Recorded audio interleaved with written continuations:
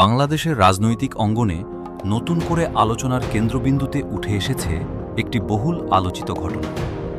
প্রধানমন্ত্রীকে নিয়ে সামাজিক যোগাযোগ মাধ্যমে কটূক্তির অভিযোগে গ্রেফতার করা হয়েছে গাজী সালাউদ্দিনকে।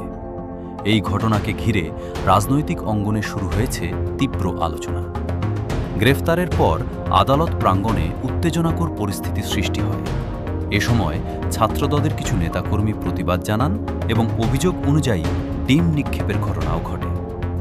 পরিস্থিতি নিয়ন্ত্রণে দ্রুত ঘটনাস্থলে মোতায়েন হয় পুলিশ। এ বিষয়ে পুলিশের পক্ষ থেকে জানানো হয়েছে, আইন নিজের গতিতেই চলবে। সামাজিক যোগাযোগ মাধ্যমে আপত্তিকর বা উস্কানিমূলক বক্তব্যের অভিযোগ তদন্তের ভিত্তিতেই গাজী সালাউদ্দিনকে গ্রেফতার করা হয়েছে বলে দাবি তাদের। পুলিশ আরও জানায়, আদালত এলাকায় বিশৃঙ্খলা সৃষ্টি বা আইন শৃঙ্খলা বিঘ্নিত করার চেষ্টা করলে সংশ্লিষ্টদের বিরুদ্ধেও আইন অনুযায়ী ব্যবস্থা নেওয়া হবে। অন্যদিকে রাজনৈতিক মহল থেকে ঘটনার ভিন্ন ভিন্ন ব্যাখ্যা ও প্রতিক্রিয়া এসেছে। কেউ এটিকে আইনগত পদক্ষেপ হিসেবে দেখছেন, আবার কেউ রাজনৈতিক উদ্দেশ্য প্রণোদিত বলেও দাবি করছেন। তবে এসব দাবি স্বাধীনভাবে যাচাই করা সম্ভব হয়নি।